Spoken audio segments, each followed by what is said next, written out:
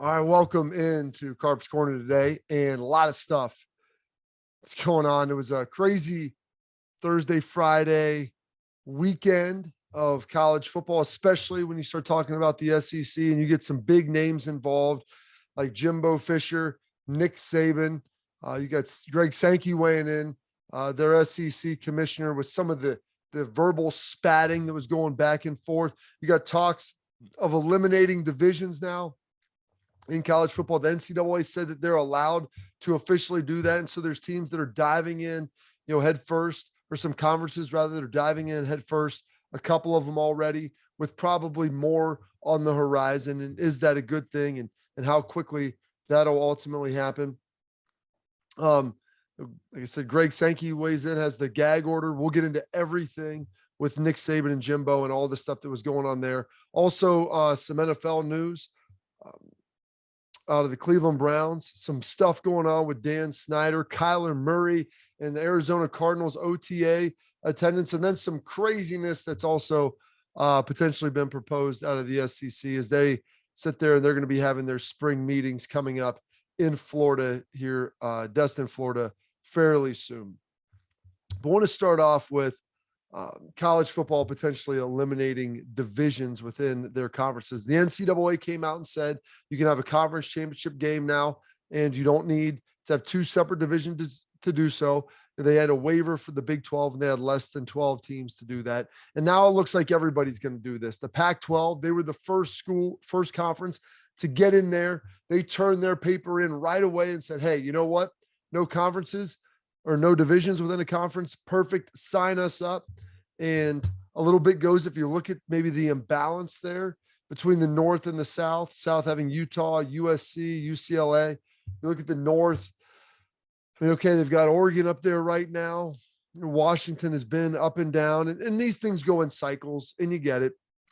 But they were the first conference to say we don't need divisions to be able to have a conference championship. The Big 12 is already in lockstep. They were there, and we'll see what they do as they have the passing of Texas and OU, and then bringing in BYU, Central Florida, Cincinnati, and Houston. And maybe, I doubt they will go back to divisions, but who knows what will happen there. Mountain West now diving in, saying we don't need divisions either. And I would anticipate this. The ACC, they're working on a 3-5-5 model. You have three locked in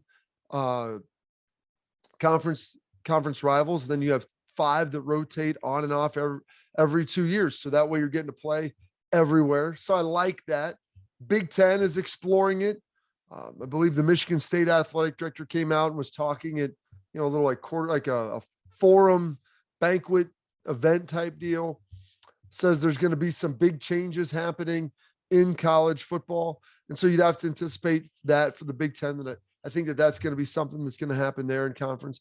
You look at the SEC, they're going to add, obviously, Oklahoma and Texas, going to balloon to 16 teams. How do you manage that? Is it a pod system? Do you have locked in rivals? With some round robin rotation. I talked about before, heck, LSU hasn't been to Kentucky since 2007. I don't think Georgia's ever been to College Station. So there's a lot of crazy scheduling nuances here. So Pac-12 locked in, Mountain West following suit. Big 12 is already that case. Now I think for the big boys, I would anticipate the ACC, SEC, and Big 10 all following suit fairly quickly. I don't think that's going to take all that much time to ultimately get that done. So that's kind of the big news at the end of last week, early this week, about college football, about how they're going to solve some of these problems. Pac-12 is going to go with the best conference winning percentage too, by the way. That will be how they ultimately determine who their two best teams are that will ultimately play for their conference championship. I'm going to hold off here. We'll get to the Greg Sankey stuff and the SEC stuff in a minute with Jimbo and Nick Saban, because that's something I really want to take some time to open up and let breathe a little bit, since fortunately my partner Jacob Hester played for Nick, and we were able to have him on off campus at the end of last week before the gag order was issued. But a little NFL news. We'll get going here with OTAs. Jadeveon Clowney, big news for the Cleveland Browns.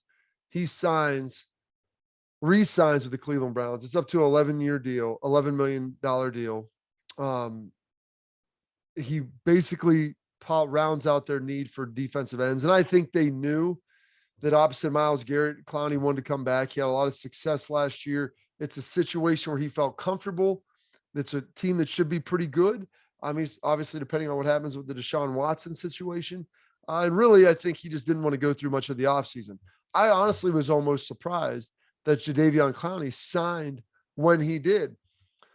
I thought he would probably take this thing into June, maybe go to their mandatory mini camp, and that would be it. But I think a lot of his reasoning is, you know what? I've been doing this thing for a long time now. It's number one overall pick, made a lot of cash. I'm going to do year-to-year deals, short-term, 2 years tops. And I don't need to be at the off-season program. I want to live where I want to live. I want to relax. I want to enjoy my life and enjoy the off-season. I'm going to work out. I'm going to stay in shape. I'm going to do the things I need to do. But for the Cleveland Browns, that checks that huge pass rush box. Obviously, could still get a little bit of help inside if you're the Cleveland Browns. But the signing of Jadeveon Clowney, opposite of Myles Garrett, is going to give you those two bookends that you had last year that you really like what they were able to do. Probably still need to bolster the inside. But now the real primary focus is going to be that receiver position. You got Amari Cooper, Donovan Peoples-Jones. Can you get a legitimate two? Then you round those guys out, with David Njoku coming back. You've got some nice weapons there for Watson, but you really need that second receiver. And maybe it's a guy who is maybe even teammates with Clowney down in Houston, and a guy in Will Fuller, who is that speedster, take the top off the defense, and that would fit pretty nicely. Remember, Juice Landry, he's signed, he's done, he's out of the mix now, so he will not be returning to Cleveland. So finding that other receiver now is really that last free agency need. So keep an eye on that if you're Browns fans throughout the summer. Big news, though, out of Arizona today. Adam Schefter of ESPN was reporting that Kyler Murray will not be attending OTAs. Now, we see this happen a lot with a lot of positions. Guys, they get franchise tagged or they don't have a new contract, and they ultimately want to hold out of OTAs. It doesn't cost you any money. They're voluntary. Remember that. Off-season, all except for mandatory minicamp, is all voluntary. Now, like I said, for a lot of positions, offensive lineman, a linebacker, heck, a receiver, whatever it might be. Not paramount that you're at all those. It's important to be there. I think there's a camaraderie element. There's a team element, like of bringing everybody together and working towards a common goal. But as sports science and guys have understood how to take care of their body now better than ever, I think the days of wanting, all 85 guys at OTAs, at the off-season program working out, you don't need it, especially if it's a guy who's a veteran who's played in a lot of systems or been in your system for a number of years. You can get some reps, you can come do some stuff. But a lot of guys want to be with their families. They want to train where they want to train, enjoy the off season, because the season is so arduous and just a psychological and emotional grind.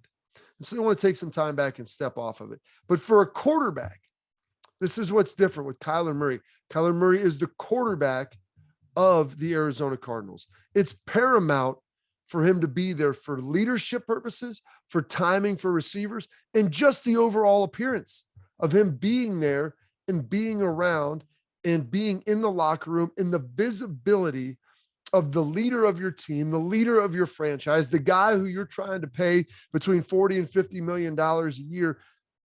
Him being there on a daily basis as the leader is incredibly important. And so for Kyler Murray not to be there, despite his contract situation, that contract, that his agent essentially has offered them a deal that they would like to be signed and offered back. They've thrown it out there. Cardinals are under no obligation. Kyler Murray, they've got years with him. They've got the fifth-year option. They could tag him. Now, nobody wants to do that with your quarterback. But the Arizona Cardinals are under no obligation to do anything further with his deal. And so for a quarterback to hold out, that usually doesn't happen because they're the leader. The teams want to get something done, and they want to obviously have their guy ready to rock. And so that is an interesting development. And we'll see if he's there for mandatory minicamp, because that's when you actually get fined. Those fines are getting steep. They're in the tens of thousands. And then now as you move forward, going into training camp, we'll see if he ultimately shows up. But a big development in Arizona with Kyler Murray. All right. Now we're going to get to the meat of the story, of everything that happened at the end of last week, bleeding over into the start of this week.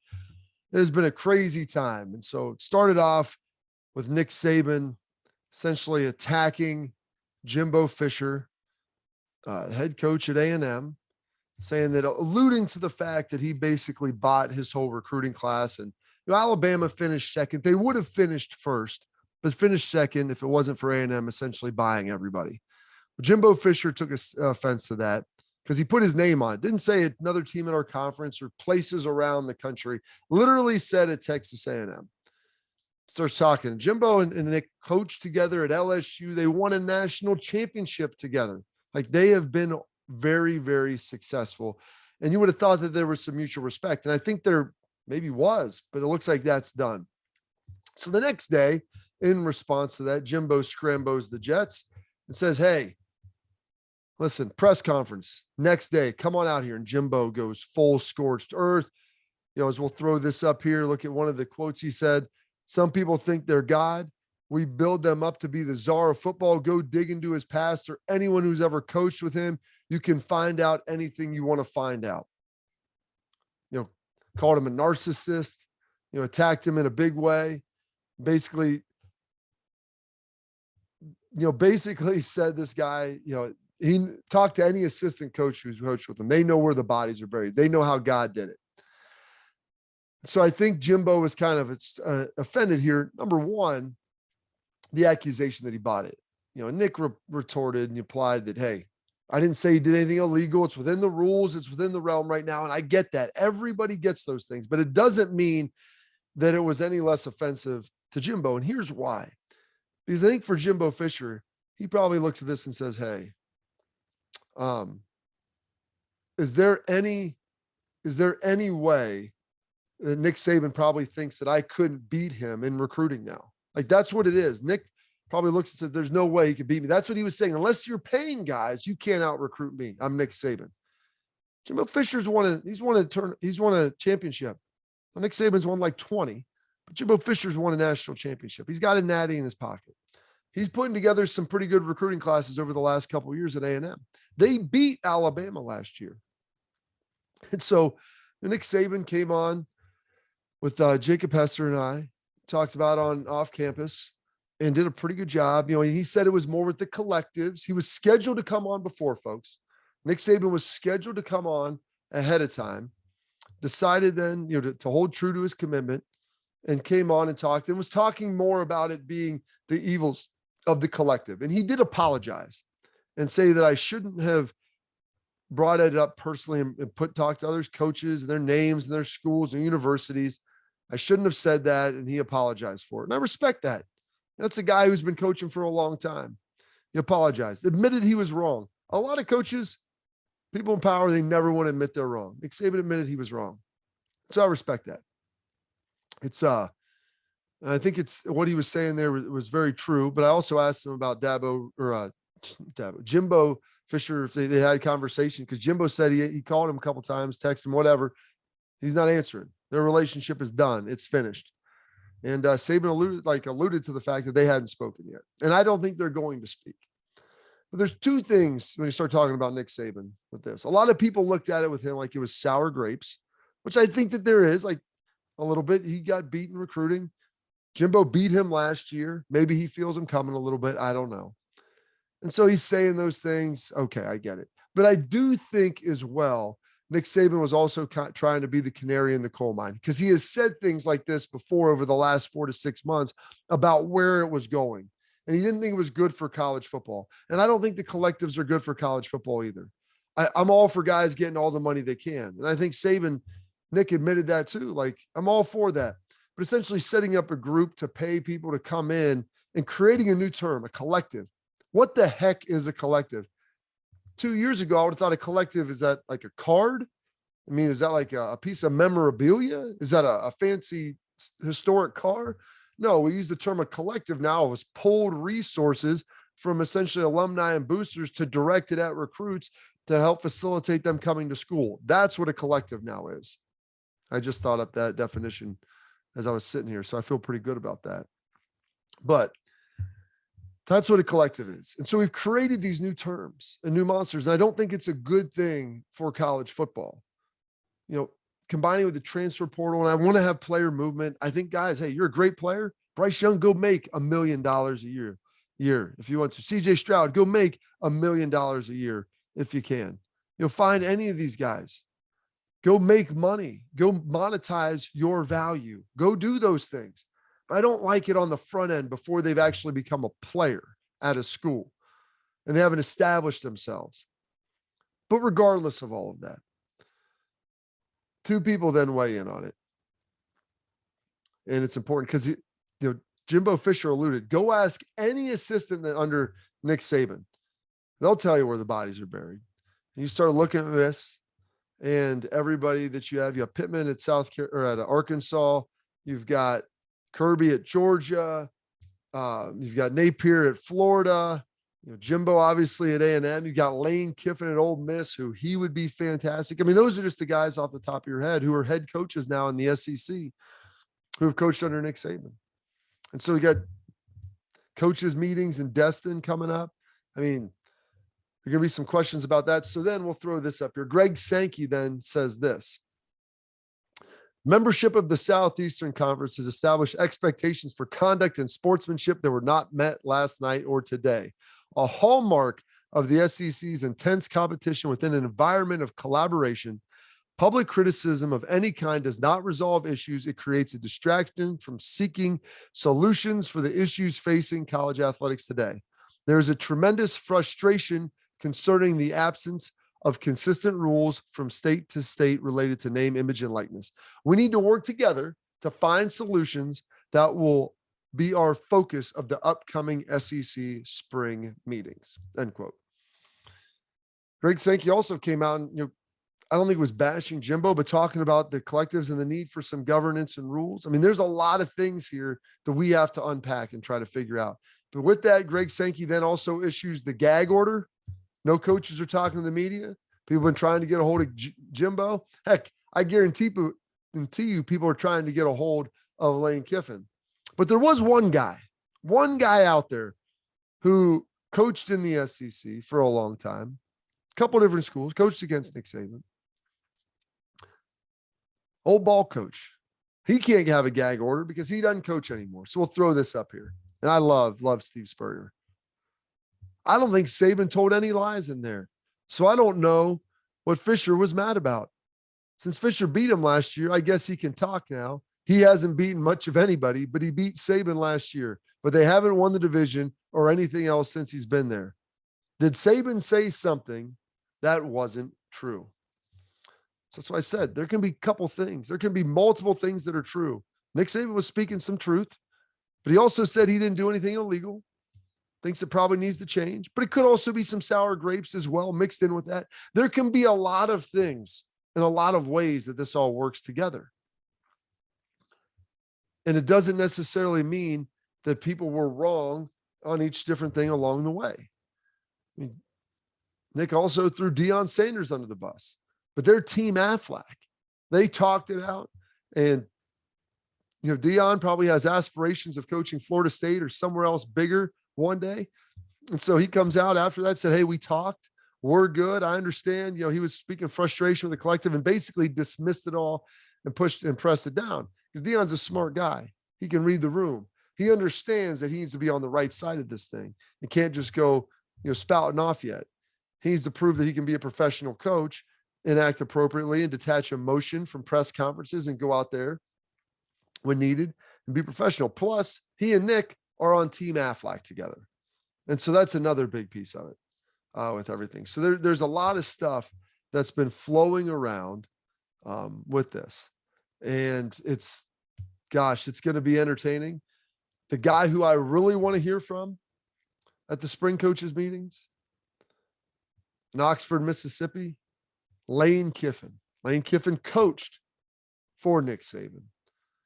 He's coached against him in the SEC a couple different stops. Been at Tennessee. He's been now at Ole Miss, coached at USC as well. In between there, he was, with Nick. But he's a guy that had a contentious relationship with him. It didn't really end on great terms, at least publicly, that when we look at from the outside in. And Lane is a dude that loves to stir the pot. He is the pot stirrer. He's that stirring rod. He's the dude on the playground that'll gas everybody up, get that fight going, and then walk on it. So I want to hear what Lane's going to say, because I think he'll be some very, very entertaining content that'll be coming from SEC Media Days when he's on the mic. Because I'm curious to see how this situation ultimately gets resolved, because there's a lot of tentacles to it. There's a lot of moving pieces. And can Greg Sankey sit down, with Kliakoff, Bowlesby, whoever's going to be the new Big 12 commissioner, Kevin Warren, Jim Phillips, can these guys all get together and figure something out? Like Mark Emmert, like the NCAA, they're done. We'll get into this next, but my prediction, once there's a new college football playoff format scheduled, once that gets figured out with the TV deal, at that point in time, they'll wrap all that in. And maybe it's even before that, but wrap all that in and throw in a new system of governments that will simply be for college football as they fully pull away from the NCAA and do their own thing. We'll get into that next. There's a lot of people, Gene Smith talked about it. There's so many people have talked about it now, and they've all talked to each other about it. It's not a coincidence that they're all speaking the same language and saying the same things. Remember that, folks. When you hear people who have not a great personal connection, meaning they don't work together and they probably don't speak a ton, but there's a professional relationship that goes on. When you hear them all starting to say the same message, it's messaging, it's branding. They're trying to get what they want out there. So understand, if that's politics, athletics, whatever it may be, realize that is the case. But we'll get into all that next. So I wanted to get all this out here. It's overwhelming to think about. There's a lot going on. So thank you for watching this edition of Carps Corner. Make sure you subscribe, you like, comment, share with your friends, pass this thing around. I'm building up a following here, and I really appreciate all this support. So we're going to continue to grow it. And we get great content like this to be able to talk about. It really makes it fun and enjoyable. So thanks for watching.